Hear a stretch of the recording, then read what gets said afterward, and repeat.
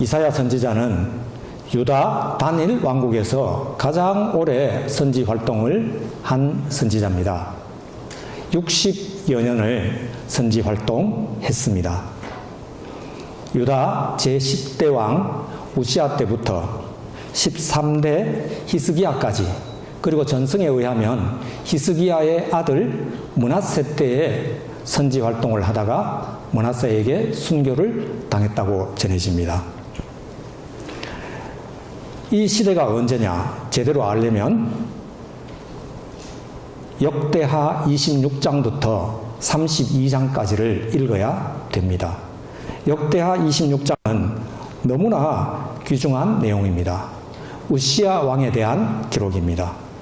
우시야는 민족 중흥의 왕이었습니다. 솔로몬 이후에 가장 큰 영토를 확보했고, 뿐만 아니고 주변 나라들을 정복만 한 게 아니고 조공까지 받아서 너무 잘 살았습니다. 그의 이름이 애굽에까지 전해질 정도로 강력한 나라의 영토만 컸던 것이 아니고 30만 정예군을 양병했고, 예루살렘 성벽을 수축하고 그 위에 최첨단 무기, 투석기, 화살, 자동 발사기 같은 것들을 가서 장착을 했습니다. 경제, 과학, 군사 모든 분야에서 뛰어났던 왕 우시야. 한마디로 말하면 민족 중흥의 왕.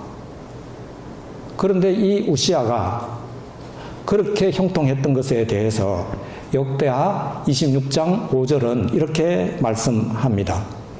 우시야가 하나님의 묵시를 밝히 아는 스가랴가 사는 날에 하나님을 찾았고, 그가 여호와를 찾는 동안에는 하나님이 형통하게 하셨더라. 스가랴의 부흥은 자기 자신의 부흥이 아니라 하나님의 말씀의 부흥이었습니다. 젊은 시절 우시야 왕은 스가랴라는 위대한 제사장이 있었기 때문에 그렇게 형통했는데, 스가랴가 죽고 난 후에 그가 말씀을 잃어버렸습니다. 그 후에 어떤 일이 벌어졌습니까?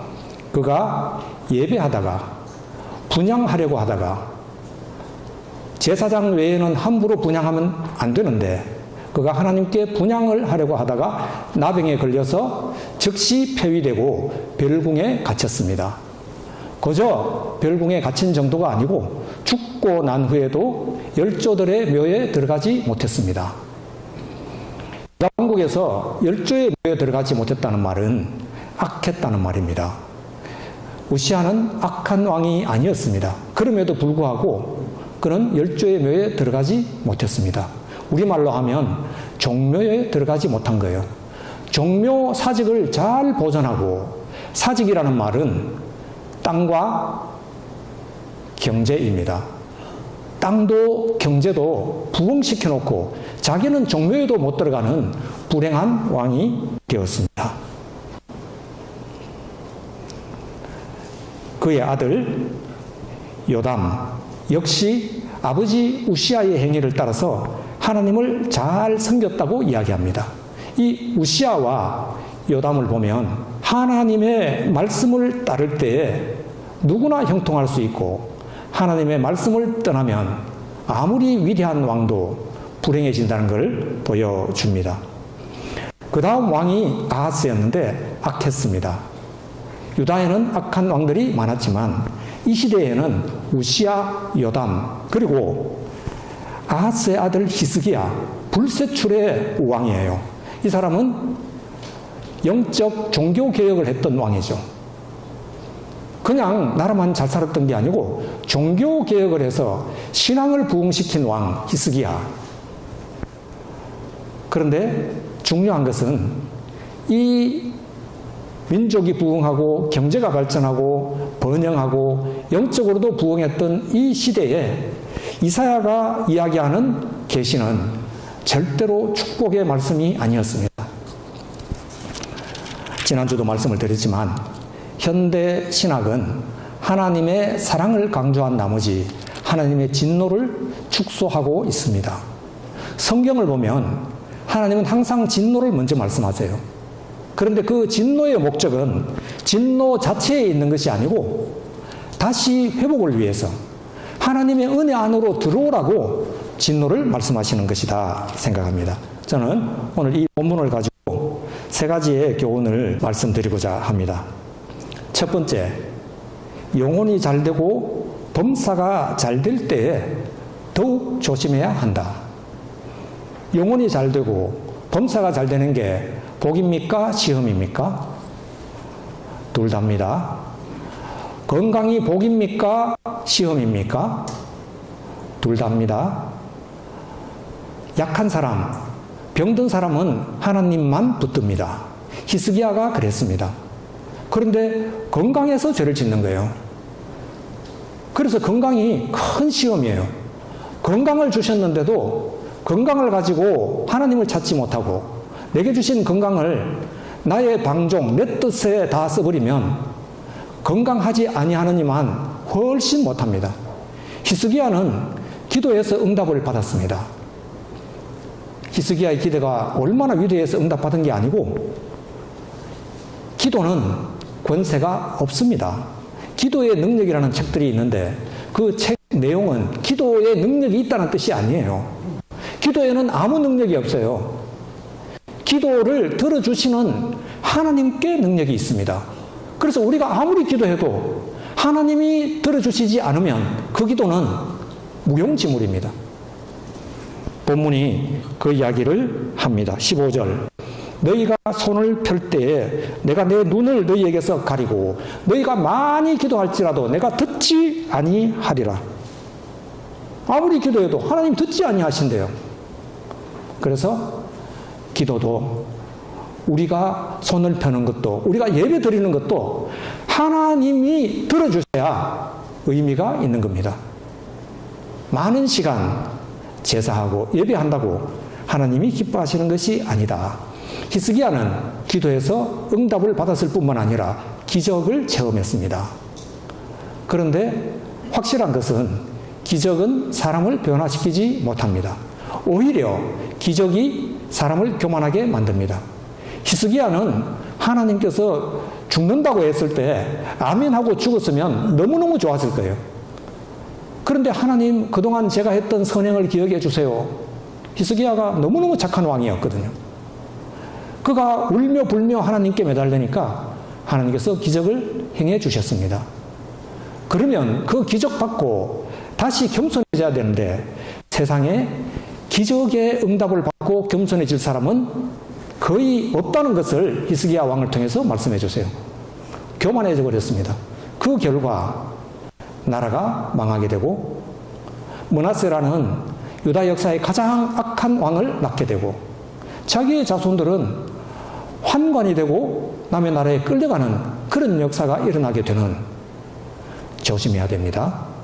특별히 기적을 조심해야 됩니다. 기적은 좋은 거예요. 그런데 기적을 추구하는 것이 영적 음란입니다. 사람들이 예수님께 와서 예수님 표적을 보여주세요 라고 말할 때 이 악하고 음란한 세대가 표적을 구하나 내가 보여줄 표적은 요나의 표적밖에 없다. 요나의 표적은 십자가의 표적입니다. 요나가 선원들을 살리기 위하여 자기가 바다에 빠진 것. 그것 외에 십자가 외에 나머지 기적을 추구하는 모든 것은 영적 음란입니다. 그런데 기적을 보여주세요. 우리 교회에 기적이 나타나게 하세요. 지금 성경을 모르는 정도가 아니고 하나님 제가 가늠하게 해주세요 하는 거하고 똑같은 거예요. 영적 음란입니다. 만약 그렇지 않고 기적이 사람을 변화시킨다면 왜 예수님께서 계속 기적을 베푸시지 않고 말씀을 전하셨겠습니까? 오병이어의 기적, 예수님의 최고의 기적, 그걸 행하신 후에 내가 주는 이 양식은 하늘 떡이야. 하늘 양식을 받으라고 이야기할 때에 사람들은 너무 어렵다. 누가 이 말씀을 알겠노? 하면서 그동안 함께 다녔던 제자들이 다 떠나고 다시는 함께 하지 아니하더라. 기적을 추구하는 사람들은 기적 통해서 응답받는 데 목적이 있지 하나님의 뜻 아는 데는 아무 관심이 없으십니다. 그런 식으로 기적 체험을 계속하다 보면 우리의 영혼은 황폐해집니다. 본문이 그 이야기를 하고 있습니다.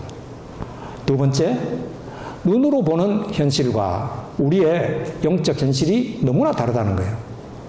얼마나 잘 사는 시대입니까? 경제적으로, 신앙적으로 부흥했던 이 시대를 하나님은 뭐라고 말씀하시느냐?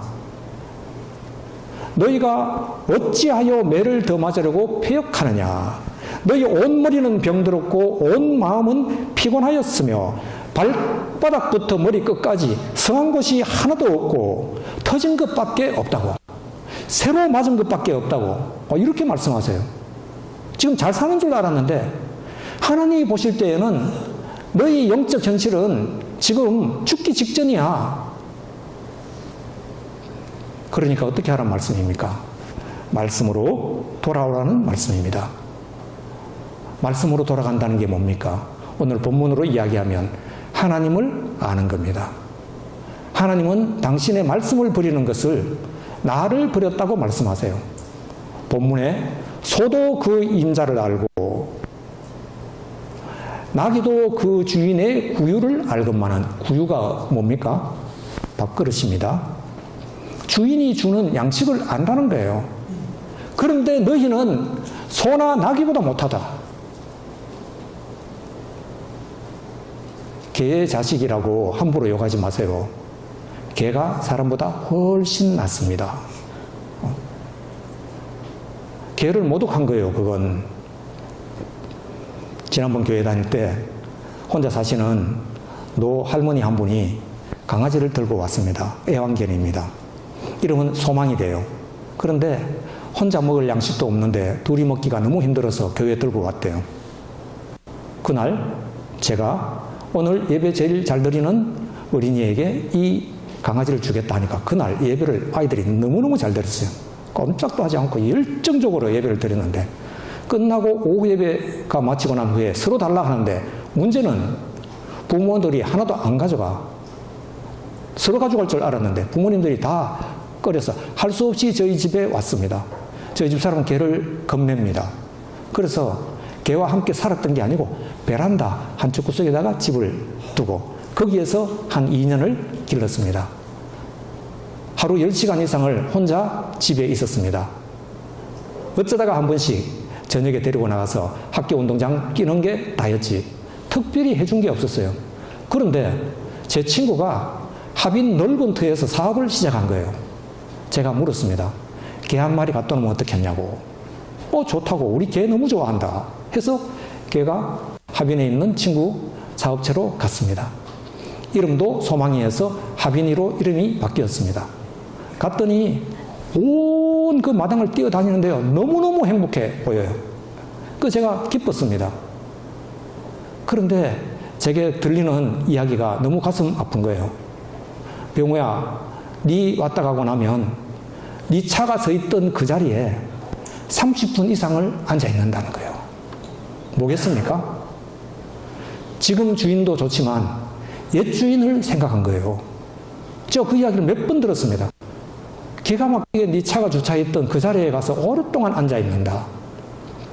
개는 제대로 키우지 않아도 주인을 알아봅니다. 그런데 이스라엘 백성은 하나님이 말씀하시기를 내가 자식으로 너희를 양육했는데 그들이 나를 거역하였도다. 우리가 하나님을 얼마나 기억합니까? 하나님을 기억한다는 것은 하나님의 말씀을 기억한다는 거예요. 하나님의 은혜를 기억한다는 거예요. 그래서 계속해서 말씀을 드리지만 죄 지어도 용서받을 수 있습니다. 은혜를 잊으면 용서받을 수 없습니다. 사람과의 관계도 마찬가지입니다. 그렇게 은혜를 베풀 때는 내 일평생 목사님 이거 하나만 가지고도 내 일평생 목사님께 감사할게요. 그렇게 좋아하던 사람이 뭐 하나 지적하면 그때부터는 원수처럼 절대로 그 인간관계는 계속될 수가 없습니다. 우리는 더욱 그렇습니다. 이스라엘이 너무너무 잘 사니까 하나님을 잊어버린 거예요. 내 열심으로 내가 잘해서 잘된 줄로 생각한 거예요. 그 상태를 가지고 너희가 얼마나 매를 더 맞으려고 그렇게 멀리 가느냐. 우리의 현실과 하나님이 보시는 우리는 다르다. 그런데 하나님은 진노하시기 위하여 이 말씀을 하시는 것이 아니라 하나님의 최종 목적은 회복에 있습니다. 본문에 그래서 어떻게 하라고요? 6절에도 보면 그것을 짜며 싸매며 기름으로 부드럽게 함을 받지 못하였다. 하나님은 그 고름을 상처를 짜내고 일단 짜야 됩니다. 사람이 죽으니까 찢는 고통이 있어야 돼요. 그 다음에는 그걸 싸매고 안아주는, 그리고 마지막에는 기름으로 발라주는 하나님의 회복의 과정이 여기 있습니다. 이 과정을 거쳐야 됩니다. 어느 부모가 자녀 멍들고 고름 있는 것을 그냥 칼로만 베놓고 가만히 두겠습니까? 싸매고 깁고 그리고 상처에 약을 발라주는 하나님, 거기까지 가야 되는 거예요. 그게 하나님의 회복의 과정이에요. 그러기 위해서는 반드시 필요한 게 있는데요. 회개입니다. 잘못했다고 지옥 가지 않습니다. 회개하면 됩니다. 구약에서 회개를 가장 정확하게 말씀하신 장면이 오늘 이사야서 1장 16절과 17절입니다. 너희는 스스로 씻으며 스스로 깨끗하게 하여 내 목전에서 너희의 행실을 버리며 행악을 그치고. 여기 스스로 씻으며 스스로 깨끗하게 하며요. 스스로라는 말은 너의 손을 씻으라는 뜻이에요. 자기를 씻지 않고 자꾸 남의 티를 보는 사람, 지금 천국과는 굉장히 멉니다. 멀어도 괜찮습니다. 돌아오면 됩니다. 그런데 늘 하는 얘기는 뭐냐? 너무 멀리 가면 돌아오기가 힘들다. 왜? 회개는 왕복거리가 필요하기 때문에. 너무 멀리 가면 열심히 돌아와도 돌아오기 전에 인생이 끝나버립니다. 이건 소극적인 회개고, 적극적인 회개는 17절 선행을 배우며 정의를 구하며 학을 도와주며 고아를 위하여 신원하며 과부를 위하여 변호하라 하셨느니라. 여러분, 내가 악행을 안 하려고 노력해도 그게 쉽습니까? 선행을 하면 됩니다. 내가 행악을 안 하려고 노력한다고 그게 잘 끊어집니까? 선한 일을 하세요. 그래서 구약 성경에는 4대 약자가 나옵니다. 고아, 과부, 나그네, 레위인. 그를 열심히 돕다 보면 내가 악한 일을 할 시간이 없어져요. 적극적인 회개가 필요한 거예요. 몇 주 전에 이진우 목사님 재밌는 예화를 들었습니다. 어떤 목사님이 강단 위에 양동이를 들고 와서 수박, 참외, 복숭아, 쌀 다 들고 왔답니다. 자, 수박을 넣었습니다. 양동이에 수박이 거의 가득 찼습니다. 그런데 그 옆 주변에 참외를 넣으니까 참외도 역시 들어갔습니다. 가득 찼습니다. 그런데 그 사이에 복숭아를 집어넣으니까 또 들어갔대요. 가득 찼습니다. 그런데 그 위에 쌀을 부으니까 쌀이 또 들어가더라. 이 예화가 우리에게 주는 교훈은 뭡니까? 불가능은 없답니까? 물론 그럴 수도 있습니다. 그런데 그렇지 않고 제일 중요한 것부터 하지 아니하면 나중에 중요한 일은 할 수 없다. 가장 큰 수박을 먼저 넣지 않고 가장 작은 쌀부터 붓고 그 위에 복숭아 넣고 그 위에 참외 넣고 그 위에 수박 얹으면 양동이 안에 수박이 들어갈 수가 없다.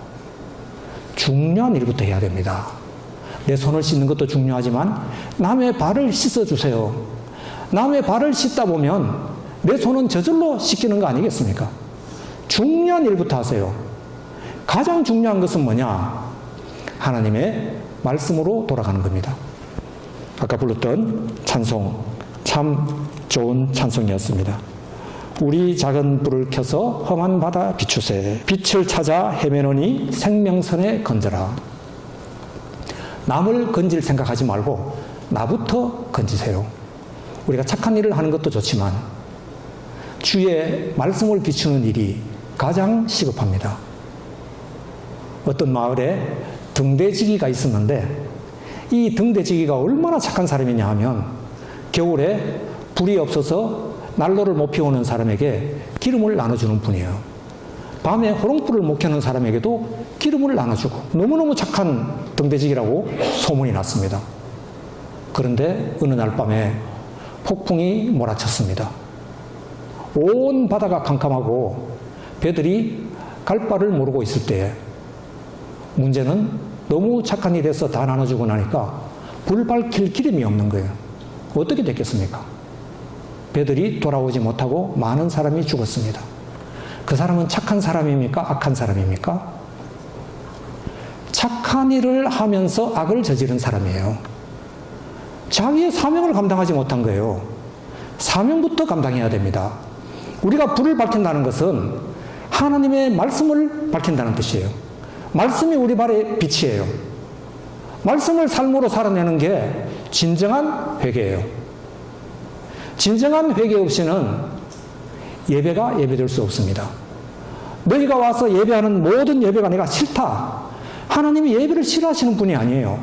예배를 가장 기뻐하시는데도 너희가 제대로 회개하지 않고 오는 피 묻은 손은 내가 받지 않겠다. 피 묻은 돈으로 주의 일을 하지 마세요. 온갖 수단과 방법을 가리지 않고 뜯은 돈으로 주의 일을 한다고요? 그거는 주님을 모독하는 거예요. 여러분 정직하게 돈을 벌고 그래서 내일 돈이 없어서 헌금을 하지 마세요. 그거는 우리의 삶을 하나님께 바친 거예요. 수단 방법을 가리지 않고 돈 벌어서 주님께 드린다고요? 주님을 오히려 모독하는 거예요.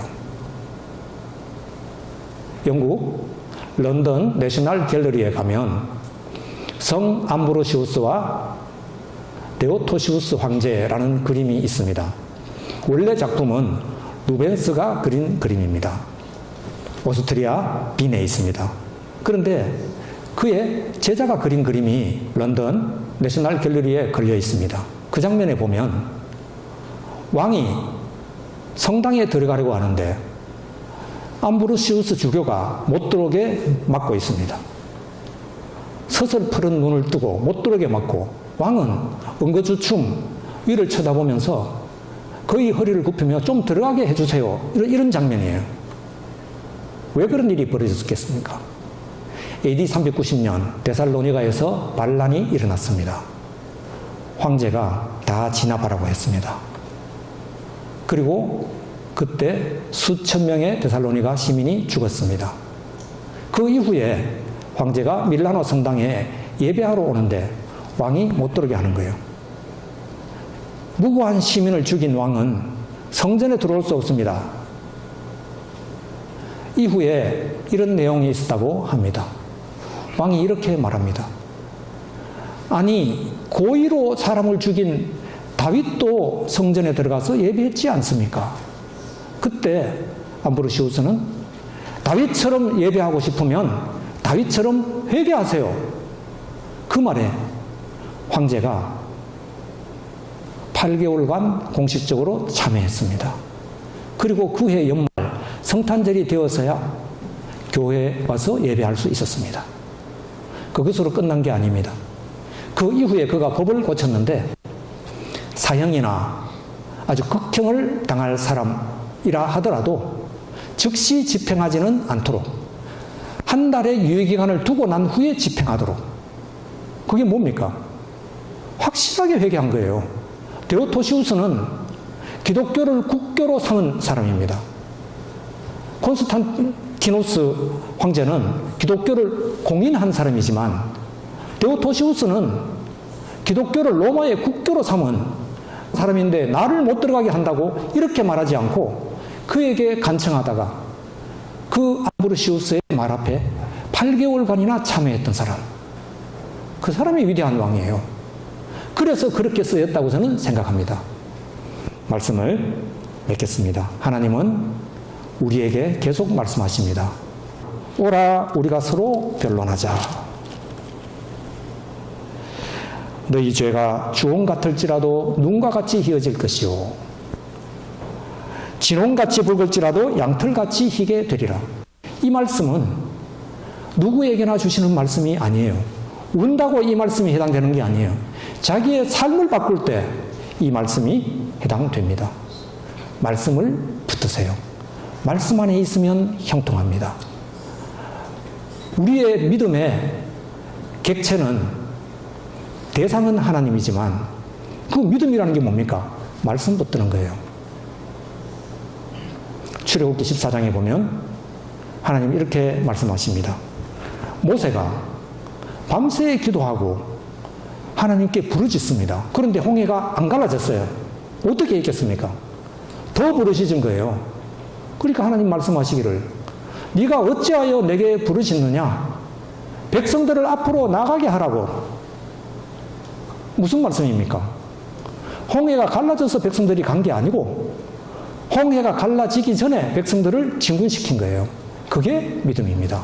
그러니까 전승이 맞는 말이죠. 전승에 의하면 모세가 기도하고 난 후에 지팡이를 들어서 예수 이름으로 명하노니 홍해야 갈라질지어다. 안 갈라져. 두 번, 세 번에도 주여 믿습니다. 안 갈라져. 어떻게 됐겠습니까? 여호수아가 모세요, 뭐합니까? 백성들을 앞으로 내보내세요. 그래서 내보내는데 홍해가 갈라졌다. 성경에는 안 나오는 얘기지만 성경을 자세히 읽어보면 그 말이 훨씬 일리가 있습니다. 요단강도 그런 식으로 갈라졌습니다. 우리 앞에 보이는 현실, 거기에 우리가 뛰어들 때 그걸 믿음이라고 말합니다. 그래서 히브리서 11장에는 이스라엘 백성은 믿음으로 홍해를 건넜지만 애굽 사람들은 시험하다가 다 죽었다. 하나님의 은혜의 바닷속으로 뛰어들어가시기를 부탁합니다. 서정주 시인의 꽃밭에서라는 시가 있습니다. 박혁것의 어머니 사소가 부른 노래예요. 그래서 사소 단장이라고도 합니다. 그 중간에 이런 이야기가 나옵니다. 꽃이 좋기는 제일 좋아도 물 앞바닥에 얼굴이나 비치는 헤엄도 모르는 아이와 같이 나는 내 닫힌 문 앞에 서 있을 뿐이다. 꽃아 문 열어라. 문 열어라 꽃아. 꽃밭에 왔는데 꽃이 봉우리를 닫고 있어요. 그러니까 그렇게 좋은 꽃을 볼 수가 없어요. 근데 하나님은 그렇지 않아요. 하나님은 이미 은혜의 강물을 열어놓고 은혜의 바다를 우리에게 펼쳐놓고 이 강은, 이 바다는 두려움의 강이 아니라 은혜의 강이야. 은혜의 강으로 들어오라고.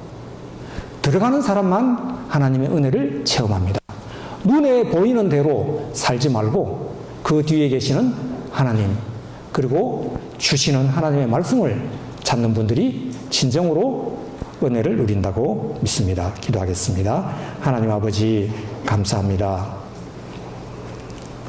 이 민족 중흥의 시대, 우시야, 특별히 히스기야의 시대에 이사야를 통하여 주신 말씀은 경고의 말씀이었던 것을 생각합니다. 오늘날 우리나라가 너무나 잘 살고 또 영적으로도 부흥하는 중에 있지만 정말 우리의 영혼은 하나님 앞에서 기름지며 살찌며 하나님이 주시는 모든 은혜 가운데 사는지 다시 생각해 보게 하여 주옵소서. 그리하여 하나님이 주시고자 하는 너희가 즐겨 순종하면 땅의 아름다운 소산을 먹을 것이라는 그 말씀을 온전히 믿음으로 다 받아가는 저희가 되게 하옵소서. 예수님 이름으로 기도합니다. 아멘.